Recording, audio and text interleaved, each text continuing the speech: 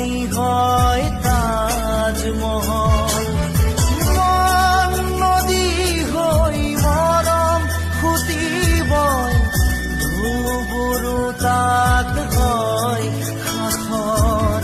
সন্মুখত যেতিয়া তোমাক দেখো, যাযাবৰ অভিমান মুঠিতে ৰাখো। সন্মুখত যেতিয়া তোমাক দেখো, যাযাবৰ অভিমান মুঠিতে ৰাখো।